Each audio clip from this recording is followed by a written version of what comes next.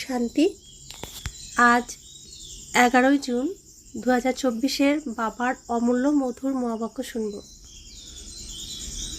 আজকের মুরলিতে বাবা বলেন, মিঠে মিঠে বাচ্চে, এখন তোমাদের সম্পূর্ণ হতে হবে, কারণ ঘরে ফিরে যেতে হবে আর তারপরে পবিত্র দুনিয়ায় আসতে হবে। আজকের মুরলির প্রশ্ন, সম্পূর্ণ পবিত্র হওয়ার যুক্তি কি? উত্তর, সম্পূর্ণ হতে হলে পুরোপুরি বেগার ভিক্ষুক হতে হবে। দেহ সহ সমস্ত সম্বন্ধকে ভুলে যেতে হবে আর আমাকে স্মরণ করো, তবেই সম্পূর্ণ হবে। এখন তোমরা এই চোখের মাধ্যমে যা কিছু দেখে থাকো সে সব কিছু বিনাশ হয়ে যাবে। সেই জন্য ধন সম্পত্তি বৈভব ইত্যাদি সব কিছু ভুলে বেগার হয়ে যাও। এই রকম বেগারই প্রিন্স হয়। ওম শান্তি। মিষ্টি মিষ্টি আত্মিক বাচ্চাদেরকে আধ্যাত্মিক বাবা বোঝাচ্ছেন, বাচ্চারা এ তো ভালোভাবে বোঝে যে প্রারম্ভে আত্মারা সকলেই পবিত্র থাকে। আমরাই পবিত্র ছিলাম। পতিত আর পবিত্র এটা আত্মাদের উদ্দেশ্যেই বলা হয়ে থাকে। আত্মা পবিত্র থাকলে তখন সুখ থাকে। বুদ্ধিতে আসে যে আমরা পবিত্র হলে তখন পবিত্র দুনিয়ার মালিক হয়ে যাব। তার জন্যই পুরুষার্থ করে। 5000 বছর পূর্বে পবিত্র দুনিয়া ছিল, তাতে অর্ধেক কল্প তোমরা পবিত্র ছিলে, বাকি রইল অর্ধেক কল্প। এই সমস্ত কথা আর কেউ বুঝতে পারে না। তোমরা জানো অপবিত্র আর পবিত্র, সুখ আর দুঃখ, দিন আর রাত আধা আধি। একটা দিনেই এই যুগটাকে বোঝা যায়। রাত আর দিনের মাঝখানে উষাকাল সঙ্গম, যাকে ব্রহ্ম মুহূর্ত বলে, যে সময় ভগবান পৃথিবীতে আসেন। তখন ভগবানকে মনের কথা বললে সেটা ভুলে যায়। তারপর সকাল 6টা থেকে দুপুর 12টা, এটাকে সত্যযুগ ধরতে পারি। দুপুর 12টার থেকে সন্ধ্যা 6টা, এটাকে ত্রেতা যুগ ধরতে পারি। তো সকাল আর এই যে বিকেল, সকাল 6টা থেকে সন্ধ্যে 6টা, এই সময় মানুষ স্বাধীন থাকে। সকালে মানুষের মন সুন্দর থাকে, ন্যাচারাল বিউটি থাকে, এতটাই সুন্দর থাকে ন্যাচারাল। যত বেলা বাড়তে থাকে মানুষের কোলাহল শুরু হতে থাকে, মানে ঘুম থেকে জাগতে থাকে। বিকেল হতে হতে কোলাহল। তো সকালে যেরকম পরিবেশ থাকে সত্যযুগের মতো, বিকেলে ত্রেতা যুগের মতো। এই সময় কোথাও গেলে একা একা যাওয়া যায়, সাথী থাকলেও চলে, না থাকলেও চলে। যখন সন্ধ্যা হয়, তো সন্ধ্যা 6টার থেকে রাত্রি 12টা পর্যন্ত এই সময়টা দ্রাপর যুগ। সন্ধ্যা হওয়ার সাথে সাথেই একা চলতে মানুষ ভয় পায়। তো সন্ধে হলে তবুও চলে, বেশি রাত হলে চলতে পারে না। তখন সঙ্গী সাথীর প্রয়োজন হয়, ভয় পায় মানুষ। তখন কাউকে না কাউকে সাথী লাগে। তো সেই জন্যই মানুষ, এই যে অন্ধকার হয়ে যায়, সন্ধ্যা হয়ে যায়, তখন ভূতেদের দুনিয়া চলে আসে। রাতে ভূতেদের ভয় থাকে। তো সেরকম সৃষ্টিতেও দ্রাপর কলিযুগে এই 5 ভূতেদের ভয় থাকে। রাত 12টার থেকে গভীর রাত পার হয়ে সকাল 6টা, এই টাইমটুকুই হচ্ছে সব থেকে গভীর অন্ধকার। আর এটা হচ্ছে কলিযুগ। যত রাত গভীর হয় তত গাঢ় হয়ে যায় অন্ধকার। তো সেই সময় তো একা চলাই যায় না, সাথীর দরকার হয়। তাই এই কলিযুগেও কেউ একা চলতে পারে না, সাথীর প্রয়োজন অনুভব করে। যত নোংরা কাজ, যত অপরাধের কাজ, সব এই গভীর অন্ধকারেই হয়। তো কলিযুগ হচ্ছে সৃষ্টিতে সেই গভীর কালো ঘন অন্ধকার, যে সময় ভূতেদের রাজ্য চলে, কাম ক্রোধ লোভ মোহ অহংকার। এই সময় মানুষ কি করে? ঘরেই থাকে, বাইরে বেরোয় কম। বাইরে বেরোতে একা বেরোনো যায় না, সাথী নিয়েই বেরোতে হয়। তো সেই সময় যদি মা বাবার সাথে থাকে তো সঠিকভাবেই সঙ্গ দেয়, কিন্তু অন্যরা সঠিক সঙ্গ দেয় না।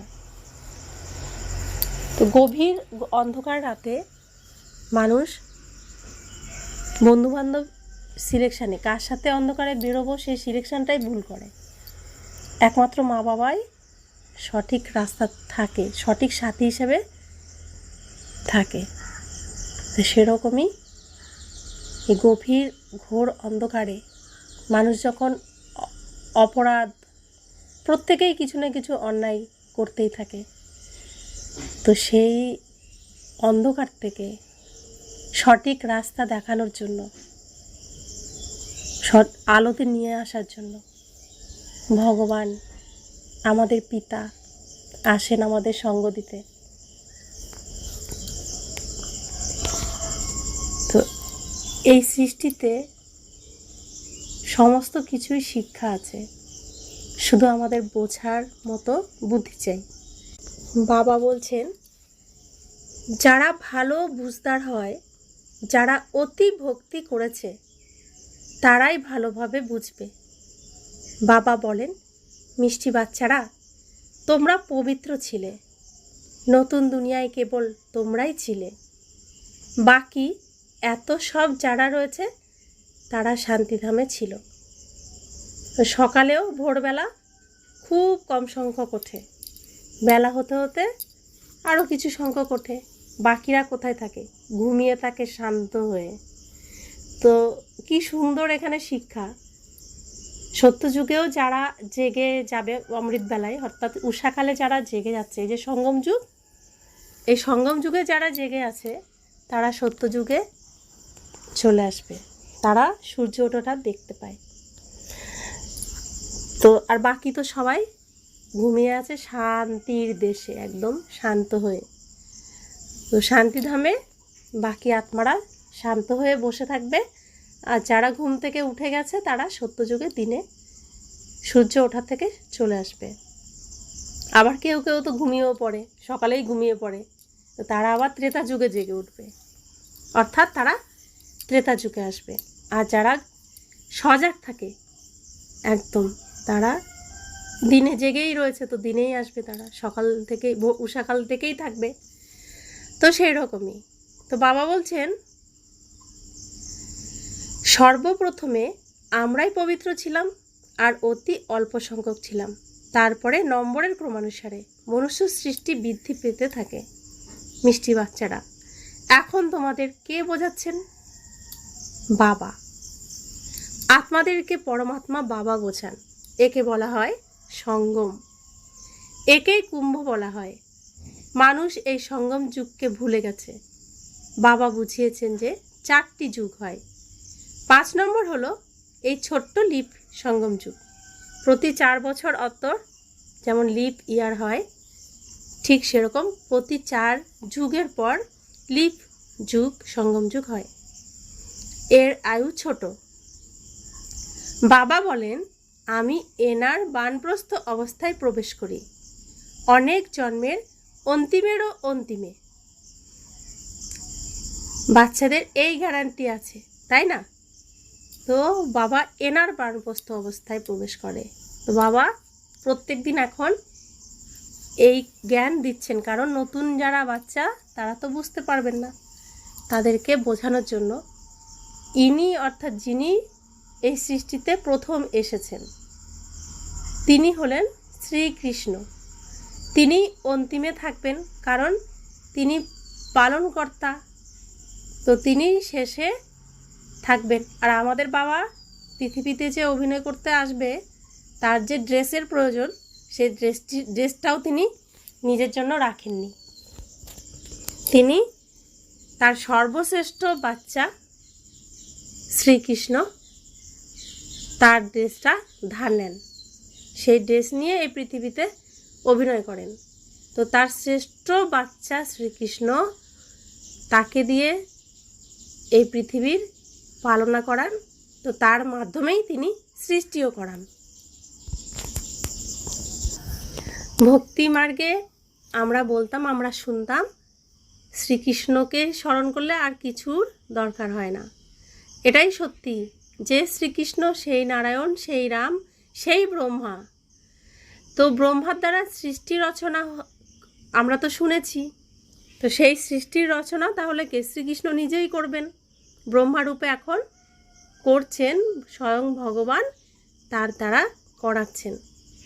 তো শ্রীকৃষ্ণকে অনুসরণ করলেই আমরা শ্রেষ্ঠ হতে পারবো, কিন্তু স্মরণ পিতাকেই করতে হবে, তবে তার কাছ থেকে সব কিছু আমরা পাব। আমাদের লৌকিকে বাবা মা বলেন না যে দাদার মতো হও, দেখো দাদা কেমন করে করছে সব কিছু। বাবা বলেন না যে বড় তার মতো হও, কিন্তু আমরা বাবাকে যদি ভালো না বাসি, দাদার কাছ থেকে কি উত্তরাধিকার পাই, সম্পত্তি পাই? সে তো বাবার কাছ থেকেই পাই। স্মরণ তো বাবাকেই করতে হয়, বাবার কাছেই যেতে হয়, কিন্তু দাদার মতো হতে হয়। ঠিক সেরকম শ্রীকৃষ্ণ পুরুষোত্তম, তিনি হচ্ছেন নাম্বার 1। তিনি এই বসুর দেব, বাসুদেব, এই ধরিত্রীর তিনি মালিক, এই বিশ্বের তিনি মালিক। তাই তাকে আমাদের অনুসরণ করতে হবে। আর অন্য কোনো দেবী দেবতাকে অনুসরণ না করলেও হয়। তো ভক্তিতে যা শুনেছি সেটা অনেকটাই সত্য। শ্রীকৃষ্ণকে, গোবিন্দকে ভজো, অর্থাৎ তাকে অনুসরণ করো। বাবা এনার মধ্যে, অর্থাৎ শ্রীকৃষ্ণের অন্তিম জন্মের অন্তিম শরীরের অন্তিম সময়ে প্রবেশ করেছেন। নিজ মায়া বলে নিজেকে সৃষ্টি করেছেন, গর্ভে প্রবেশ করেননি। এনাকেও বায়োগ্রাফি শুনিয়েছেন, তো ব্রহ্মা বাবাকেও বায়োগ্রাফি শুনিয়েছিলেন। বাবা বলেন, আমি আত্মাদের সঙ্গেই কথা বলি। আত্মা এবং শরীর দুয়েরই একত্রে ভূমিকা থাকে। একে বলা হয় জীব আত্মা। পবিত্র জীব আত্মা, অপবিত্র জীব আত্মা। বাচ্চারা, তোমাদের বুদ্ধিতে রয়েছে যে সত্য যুগে অত্যন্ত অল্প সংখ্যক দেবী দেবতা থাকে। তারপর নিজেদের উদ্দেশ্যে বলবে, আমরা জীবাত্মারা যারা সত্য যুগে পবিত্র ছিলাম, তারা পুনরায় 84 জন্ম পরে অপবিত্র হয়েছি। পতিত থেকে পবিত্র, পবিত্র থেকে পতিত, এই চক্র আবর্তিত হতেই থাকে। স্মরণও সেই পতিত পাবন বাবাকেই করে। তাহলে প্রতি 5000 বছর পরে বাবা একবারই আসেন, এসে স্বর্গে স্থাপনা করেন। ভগবান হলেন অদ্বিতীয়। অবশ্যই তিনি পুরানো দুনিয়াকে নতুন করবেন। তারপর নতুন থেকে পুরানো কে বানায়? রাবণ।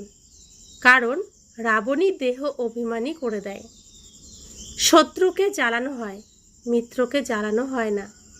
সকলের মিত্র হলেন একজনই, তিনি বাবা, যিনি সকলের সদ্গতি করেন। ওনাকে সকলেই স্মরণ করে, কারণ তিনি হলেনই সকলের সুখ প্রদানকারী। তাহলে অবশ্যই দুঃখ প্রদানকারীও কেউ থাকবে, সে হলো 5 বিকাররূপী রাবণ। যেমন দিন থাকবে তেমন রাতও থাকবে। যেমন দিনে সাহস থাকে, রাতে ভূত থাকে। তো সাহস থাকলে ভয়ও থাকবে, দিন থাকলে রাতও থাকবে। তো দিনে শুভ, রাতে অশুভ। তো বাবা বলছেন, অর্ধেক কল্প হলো রামরাজ্য, অর্ধেক কল্প হলো রাবণ রাজ্য। স্বস্তিকা আঁকে, তাই না? এর অর্থ বাবা বুঝিয়ে থাকেন। স্বস্তিকার অর্ধেক হলো, 2 হাত হলো সত্যযুগ, ত্রেতাযুগ, আর 2 দ্বাপর যুগ, কলিযুগ। এ হলো পুরোপুরি 4 ভাগে বিভক্ত। সামান্যতম কম বেশি হয় না। কেউ মনে করে আমরা এই ড্রামা থেকে বেরিয়ে যাই, অত্যন্ত দুঃখী থাকে, এর থেকে গিয়ে জ্যোতিতে সমাহিত হয়ে যায় অথবা ব্রহ্মে বিলীন হয়ে যায়। কিন্তু কেউই যেতে পারে না। এই সৃষ্টিতে যে নাটকটা সত্যযুগে শুরু হয়, সেই নাটকে স্টেজে একবার এসে গেলে নাটক শেষ না হওয়া পর্যন্ত কেউ যেতে পারে না। সকলেই ড্রেস চেঞ্জ করে। তো যে যতটা ড্রেসকে পরিষ্কার রাখবে সে ততটা প্রত্যেক জন্মে পরিষ্কার ড্রেস পাবে। আর ড্রেসকে নোংরা করলে সেটা আবার জমা দিয়ে তারপরে আরেকটা অভিনয়ে ঢুকতে হয়। তো সেই ড্রেসটা নোংরা করলে তো নোংরা ড্রেসই পাওয়া যায়, নোংরা শরীরই পাওয়া যায়। তো আমরা সত্যযুগে এসে যে ড্রেসটা পেয়েছিলাম সেটাকে চেঞ্জ করতে করতে করতে করতে এই কলিযুগের অন্তিমে আমাদের সেই ড্রেসটা ছিঁড়ে ফেটে কালো নোংরা হয়ে গেছে। আমি আত্মাও কালো হয়ে গেছি, নোংরা হয়ে গেছি। সেই আমার সৌন্দর্য নেই। মেকআপ করতে করতে আত্মাও কালো হয়ে গেছে, নোংরা হয়ে গেছে। তো বাবা বলছেন যে আমি এসে পরিষ্কার করি। তোমরা নিজেরা চাইলে পরিষ্কার হতে পারো, কিন্তু তোমরা হও না। তো আমাকেই আসতে হয় সমস্ত মেকআপ তুলে, তোমাদের সমস্ত যে ড্রেস তোমাদের রয়েছে সে ড্রেস ছাড়িয়ে, তোমরা ড্রেসের প্রতি এতটাই তোমাদের ড্রেসের প্রতি প্রেম ভালোবাসা যে নিজেকেই ড্রেস ভাবতে শুরু করেছো। নিজে যে ড্রেসের ভেতরে রয়েছো সে ভুলেই গেছো। তা আমাকে আসতে হয়েছে ড্রেসটাকে এখানে ছাড়িয়ে তোমাদের সমস্ত মেকআপ তুলে আমার যে সন্তান তুমি এসেছিলে অভিনয় করতে সেইভাবে সম্পূর্ণ আমার সন্তান করে ফিরিয়ে নিয়ে যেতে। তো বাবা বলছেন কি সব চিন্তাভাবনা করতে থাকে। ভক্তিমার্গে প্রচেষ্টাও বিভিন্ন রকমের করে। সন্ন্যাসীরা শরীর ত্যাগ করলে তখন এরকম বলা হবে না যে স্বর্গ বা বৈকুণ্ঠে গেছে। প্রবৃত্তি মার্গীয়রা বলবে অমুকে স্বর্গে গেছে। আত্মাদের স্বর্গ স্মরণে রয়েছে, তোমাদের সব থেকে বেশি স্মরণে রয়েছে। স্বর্গকে কেউ বলে না, স্বর্গ প্রত্যেকেই কামনা করে। আমরা বেশি, যেহেতু আমরা স্বর্গে ছিলাম, আমরা বেশি স্মরণ করি। তোমাদের দুটিরই হিস্ট্রি জিওগ্রাফি জানা রয়েছে, আর কারো জানা নেই। তোমাদেরও জানা ছিল না। বাবা বসে বাচ্চাদেরকে সমস্ত রহস্য বুঝিয়ে থাকেন। এ হলো মনুষ্য সৃষ্টিরূপী বৃক্ষ। বৃক্ষের অবশ্যই বীজ থাকা উচিত। বাবাই বুঝিয়ে থাকেন পবিত্র দুনিয়া কিভাবে অপবিত্র হয়, তারপর আমি পবিত্র করে দিই। পবিত্র দুনিয়াকে বলা হয় স্বর্গ। স্বর্গ অতিবাহিত হয়ে গেছে, তারপর অবশ্যই রিপিট হতে হবে। সেই জন্যই বলা হয় ওয়ার্ল্ডের হিস্ট্রি জিওগ্রাফি রিপিট হয়, অর্থাৎ ওয়ার্ল্ডই পুরানো থেকে নতুন, নতুন থেকে পুরানো হয়। রিপিট মানেই হলো ড্রামা। তো দিনের বেলা যেহেতু আমরা 4টে ভাগ করলাম, সকালে ঘুম থেকে উঠে আমরা আমাদের স্কিন, আমাদের মন, সব কিছু যেমন থাকে, রাতে আমাদের মন, আমাদের স্কিন, শরীর সেরকম কি থাকে? সকালে আমরা এনার্জিতে ভরপুর থাকি, কিন্তু রাতে ক্লান্ত, শ্রান্ত, তখন শুধু রেস্ট রেস্ট রেস্ট। আর আমরা রাতে রেস্ট নেওয়ার সময় সমস্ত নতুন জামাকাপড় ছেড়ে কোনো রকম জামাকাপড় পরে হালকা খাবার খেয়ে ঘুমানোর সময়, সেই সময় আমরা কি করছি? সকালে তাড়াহুড়ো করে বেরিয়ে যাচ্ছি, খাবার ঠিকমতো খাচ্ছি না, রাতে এসে আমরা ভারী খাবার খাচ্ছি। তো এতে কি হচ্ছে রেজাল্ট? সকালে যেটা করার দরকার সেটা করছি রাতে, যেটা যখন করার সময় নয় আমরা সেটাই করছি। রাত হচ্ছে ত্যাগের সময়। অর্থাৎ সব কিছু ছেড়ে ছুড়ে হালকা হয়ে যাওয়ার সময়। আর আমরা রাতের বেলায় বেশি সাজগোজ করে অনুষ্ঠানে যাই, ভারী ভারী খাবার খাই, যেটা আমাদের শরীর নিতে পারে না। তো সৃষ্টিতেও তাই করছি কলিযুগে। এখন সব কিছুর থেকে মুক্ত হয়ে হালকা হয়ে রেস্ট নেওয়ার সময়, ঘরে থাকার সময়, ভগবানের কাছাকাছি থাকার সময়। আর করছি উল্টো, ঘর থেকে বেরিয়ে গিয়ে আমরা নানান রকম জলসায়, নানান রকম অনুষ্ঠানে মত্ত হয়ে যাচ্ছি আর নিজের শরীরকে খারাপ করছি। তো প্রকৃতিতে যেটা নিয়মের বিরুদ্ধে গিয়ে আমরা কাজ করছি। প্রকৃতি সকালে জেগে ওঠে, আমাকেও সকালেই জাগতে হবে। প্রকৃতি রাতে ঘুমায়, তা আমাকেও রাতে ঘুমাতে হবে। আমি সকালে ঘুমিয়ে থাকি, রাতে জেগে থাকি, পুরো প্রকৃতির বিরুদ্ধ উল্টো কর্ম করছি। তাই কি হচ্ছে? সব কিছু উল্টোই হচ্ছে। এর জন্যই আবার বাবাকে শিক্ষা দিতে হয় যে তোমরা কি করছো, ঘুমানোর সময় ঘুমাচ্ছ না, রেস্ট নেওয়ার সময় রেস্ট নিচ্ছ না, কর্ম করার সময় তখন ঘুমাচ্ছ। তো ভগবানকেও এই ড্রামাতে এই শিক্ষা দেওয়ার জন্য আসতে হয়। তো বাবা বলছেন রিপিট মানেই হলো ড্রামা। ড্রামা শব্দটি অত্যন্ত সঠিক, শোভনীয়। চক্র হুবহু আবর্তিত হতে থাকে। নাটকেও হুবহু বলা যায় না। কেউ অসুস্থ হয়ে পড়লে তখন ছুটি নিয়ে নেয়। বাচ্চারা, তাহলে তোমাদের বুদ্ধিতেও রয়েছে আমরা পূজ্য দেবতা ছিলাম, তারপর পূজারী হয়েছি। বাবা এসে পতীত থেকে পাবন করার যুক্তি বলেন, যা কিনা 5000 বছর পূর্বে বলেছিলেন। কেবল বলেন, বাচ্চারা আমায় স্মরণ করো। বাবা সর্বপ্রথমে তোমাদেরকে আত্ম অভিমানী করেন, সর্বপ্রথমে এই পাঠ পড়ান। বাচ্চারা নিজেকে আত্মা মনে করো, বাবাকে স্মরণ করো। এতখানি তোমাদেরকে স্মরণ করিয়ে থাকি, তোমরা তারপরেও ভুলে যাও। ভুলতেই থাকবে যতক্ষণ পর্যন্ত না ড্রামা শেষ পর্যায়ে আসছে। অন্তিমে যখন বিনাশের সময় আসবে, তখন পড়া সম্পূর্ণ হবে, তখন তোমরা শরীর ত্যাগ করবে। যেমনভাবে সাপও তার পুরানো ত্বক ছাল পরিত্যাগ করে দেয়, তাই না? সাপ তার পুরনো খোলসটাকে পরিবর্তন করে, মরে কিন্তু অনেকবার শরীরের খোলসটাকে পরিবর্তন করে। ঠিক আমরাও যখন এই স্টেজে চলে আসলাম, তারপরে আমাদের ওই এক একটা খোলস চেঞ্জ করছি।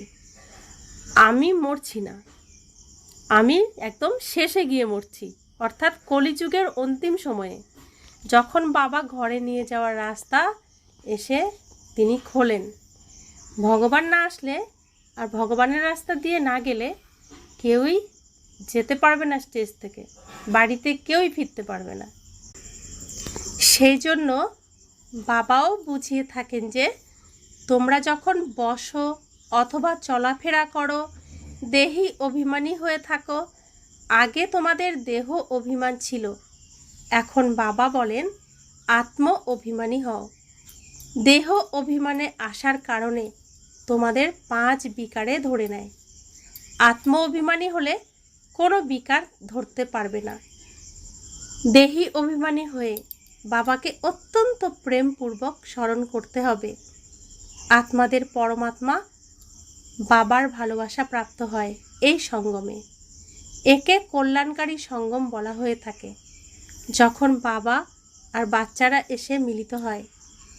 তোমরা আত্মারাও শরীরে রয়েছ, বাবাও শরীরে এসে তোমাদেরকে আত্মা নিশ্চয় করান। বাবা একবারই আসেন, যখন সকলকে ফিরিয়ে নিয়ে যেতে হয়। বুঝিয়েও থাকেন, আমি তোমাদেরকে কিভাবে ফিরিয়ে নিয়ে যাব।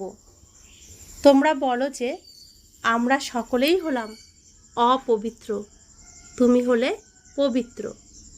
তুমি এসে আমাদেরকে পবিত্র করে দাও। বাচ্চারা, তোমাদের জানা নেই যে বাবা কিভাবে পবিত্র করবেন। যতক্ষণ পর্যন্ত না করছেন, ততক্ষণ পর্যন্ত কিভাবে জানবে? এও তোমরা বোঝো যে আত্মা হলো ছোট নক্ষত্র, বাবাও হলেন ছোট নক্ষত্র, কিন্তু তিনি হলেন জ্ঞানের সাগর, শান্তির সাগর। তোমাদেরকেও নিজের সমান তৈরি করেন। বাচ্চারা, এই জ্ঞান তোমাদের রয়েছে, যা তোমরা আবার সকলকে বুঝিয়ে থাকো। তারপর সত্যযুগে যখন তোমরা থাকবে, তখন এই জ্ঞান কি শোনাবে না। জ্ঞানের সাগর বাবা হলেন একজনই, যিনি তোমাদেরকে এখন পড়াচ্ছেন। জীবন কাহিনী তো সকলেরই চাই। আমরা যে এই পৃথিবীতে এসেছি আর আমরা অভিনয় করছি, এখানে আমাদের নাটকের যে কাহিনী সেটা আমরা জানি না। জানবে কে সঠিকটা? যিনি রচনা করেছেন তিনি। আর যিনি রচনা করেননি, অনুমান করে এই নাটকটাকে, ঘটনাটাকে লিখছেন, সে তো কিছু সত্য লিখবে আর কিছুটা নিজের মতো করে লিখবে। তো তাই লেখা হয়েছিল দ্রাপর যুগে, আর আমরা সেই লেখা দিয়েই আমরা চলছিলাম এতদিন, সেসব শুনেই। তো বাবা এসে বলেন যে তোমরা লিখেছ, পড়েছ, সব ভালো, কিন্তু সঠিক সত্যটা আমি তোমাদেরকে শোনাচ্ছি। তো ওই বাবা শোনাতেই থাকেন, কিন্তু তোমরা প্রতি মুহূর্তে ভুলে যাও। তোমাদের হলো মায়ার সঙ্গে যুদ্ধ। দ্রাপর যুগ থেকে যখন অন্ধকার শুরু হচ্ছে, তখন থেকে মায়া, ভূতেরা আমাদের পিছন পিছন ঘুরছে, আর তাদের মায়া জালে আমাদেরকে আষ্টে পিষ্টে বেঁধে রেখেছেন। আর বাবা যখন এসেছেন, এক একটি বাচ্চাকে খুঁজে আনছেন, বলছেন তুমি আমার বাচ্চা, কি করছো, যা করছো এগুলো তোমার ধর্মই নয়, আমার বাচ্চা এমন হতে পারে না। আমাদেরকে শরীররূপী মাটির কবর থেকে বাবা তুলছেন, এক একজনকে তুলে সঞ্জীবনী বুটি খাওয়াচ্ছেন, যা আমাদের অজ্ঞান হয়ে চোখ বন্ধ হয়েছিল, সেই জ্ঞান চক্ষু আমাদের খুলে দিয়েছেন। তো আমরা যখনই জেগে উঠছি, মায়া ঘুম পাড়ানোর চেষ্টা করছে যেন তেন প্রকারে। তো যুদ্ধই হলো মায়ার সঙ্গে, অশুভর সঙ্গে শুভর যুদ্ধ। অশুভতে দুনিয়া ছেয়ে গেছে, সেই অশুভকে দূর করে শুভকে প্রতিষ্ঠা করা, এটাই হচ্ছে আমাদের কাজ, কর্তব্য। আর এই মায়ার সাথে আমাদের যুদ্ধ। সবাইকে মায়ার থেকে ছাড়াতে হবে, অজ্ঞান নিদ্রার থেকে সকলকেই জাগাতে হবে। বাবা বলছেন তোমরা ফিল করো, বাবাকে আমরা স্মরণ করি, তারপর ভুলে যাই। বাবা বলেন মায়াই তোমাদের শত্রু, যা তোমাদেরকে ভুলিয়ে দেয়, অর্থাৎ বাবার থেকে বিমুখ করে দেয়। বাচ্চারা, তোমরা একবারই বাবার সামনাসামনি হও। বাবা একবারই উত্তরাধিকার প্রদান করেন, তারপর বাবার সামনে আসার দরকারই পড়ে না। পাপ আত্মা থেকে পুণ্য আত্মা স্বর্গের মালিক করে দেন, ব্যাস। তারপর এসে কি করবেন? তোমরা ডেকেছ, আর আমি একদম সময় মতো চলে এসেছি।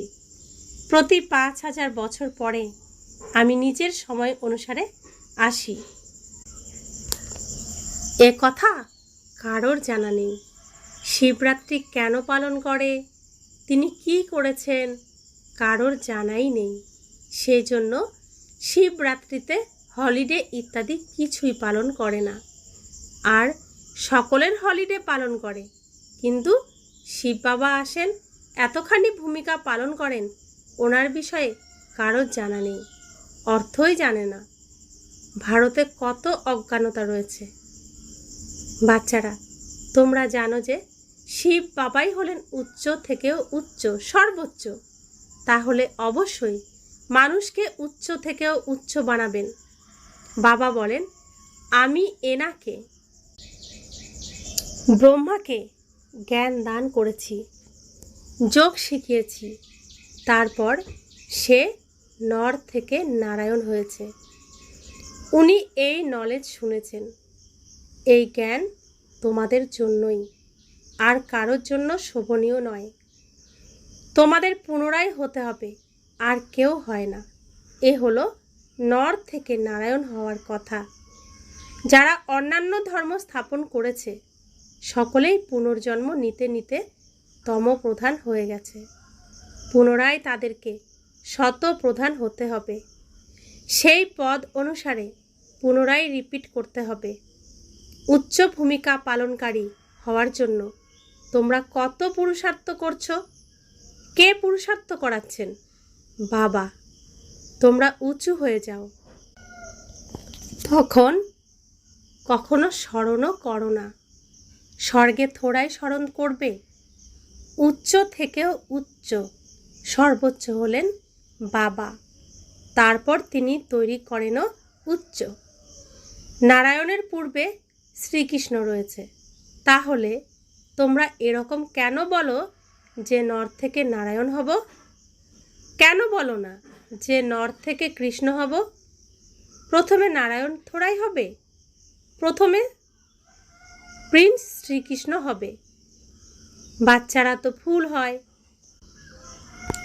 ওনারা আবার যুগল হয়ে যান, মহিমা ব্রহ্মচারীর হয়। ছোট বাচ্চাকে শতপ্রধান বলা হয়। বাচ্চারা, তোমাদের চিন্তায় আসা উচিত আমরা সর্বপ্রথমে অবশ্যই প্রিন্স হব। গাওয়াও হয়ে থাকে, বেগার টু প্রিন্স। বেগার কাকে বলা হয়? আত্মাকেই শরীরসহ বেগার বা ধনবান বলা হয়। এই সময় তোমরা জানো যে সকলেই বেগার হয়ে যায়, সব কিছু সমাপ্ত হয়ে যায়। তোমাদের এই সময়েই বেগার হতে হবে। শরীরসহ পাই পয়সা যা কিছু রয়েছে বিনাশ হয়ে যাবে। আত্মাকে বেগার হতে হবে, সব কিছু পরিত্যাগ করতে হবে, তারপর প্রিন্স হতে হবে। তোমরা জানো ধন দৌলত ইত্যাদি সব কিছু পরিত্যাগ করে বেগার হয়ে আমরা ঘরে ফিরে যাব। অর্থাৎ এই পৃথিবীর কোনো কিছুই আমরা নিয়ে যাব না। সব কিছু এখানে রেখে হাত খালি করে তবেই আমরা ফিরে যাব। কথায় আছে, খালি হাতে এসেছো, খালি হাতেই ফিরে যাও। নিয়ে যাব কি?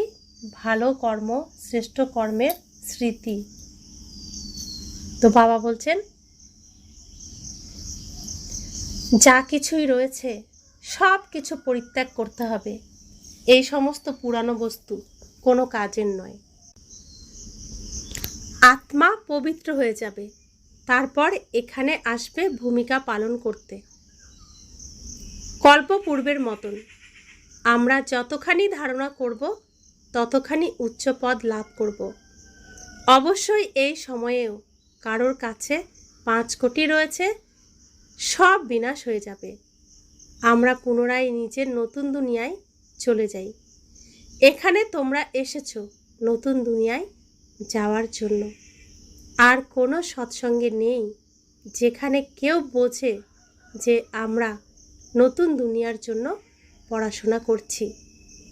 বাচ্চারা, তোমাদের বুদ্ধিতে রয়েছে বাবা আমাদেরকে প্রথমে বেগার বানিয়ে তারপর প্রিন্স করে দেন। দেহের সর্বসম্বন্ধ পরিত্যাগ করলে তখন বেগার হবে। এখন কিছুই নেই, এখন ভারতে কিছুই নেই। ভারত এখন বেগার, ইনসলভেন্ট, দেউলিয়া হয়ে গেছে। পুনরায় সলভেন্ট হবে। কে হয়?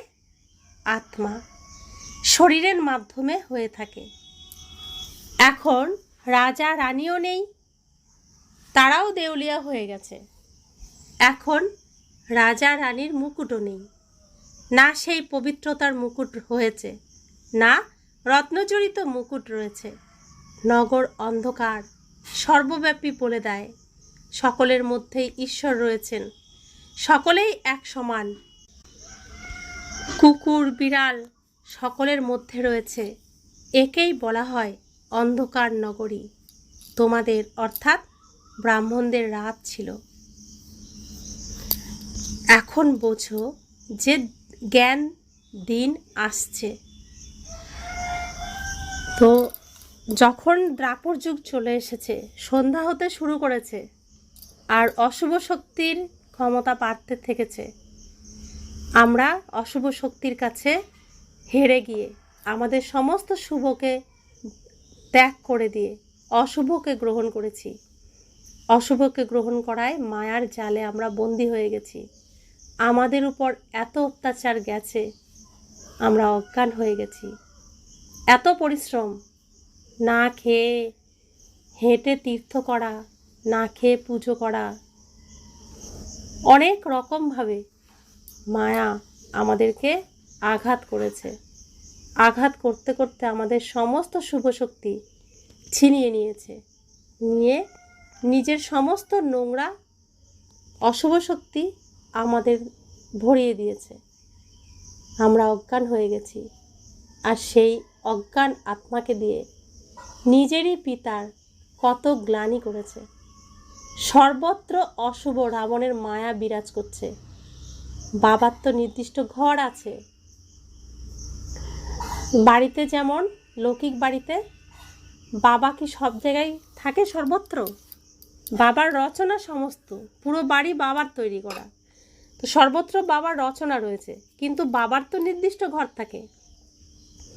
পুরো বাড়িতে নোংরা ছেয়ে থাকে, আর নোংরাকে যদি আমরা বলি যে বাবা বাবা বাবা, চারিদিকে বাবা পড়ে আছে, তো কেমন হবে? নিজের বাবার কতটা গ্লানি। সেই রাবণ মায়ার দ্বারা আমাদেরকে দিয়ে এইটাই করিয়েছে। নিজেও নোংরা হয়ে গেছি, নোংরার মধ্যে থেকে থেকে তো দুনিয়ার যত আবর্জনা এনে ঘর ভর্তি করছি। আমরা কি করছি?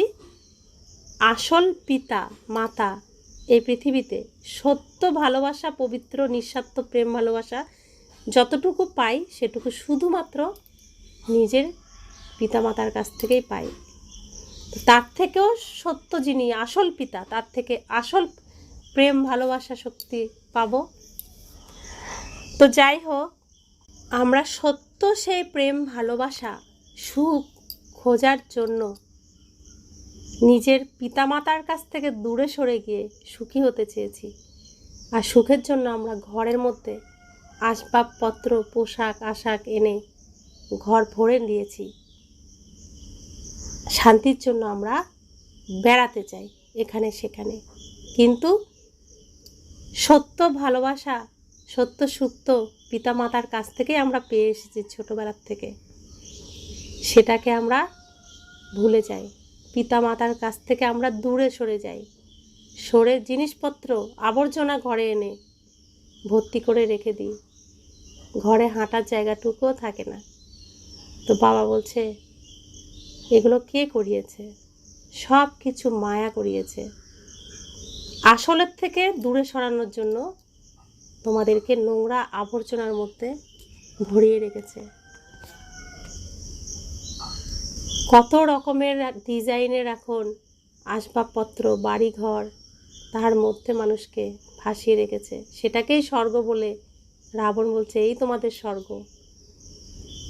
তো আমরা নকল একটা স্বর্গের মধ্যে, মায়াজালের মধ্যে আবদ্ধ হয়ে নিজের পিতামাতার কাছ থেকেও দূরে সরে, লৌকিক পিতামাতার কাছ থেকেও আমরা দূরে সরে গেছি।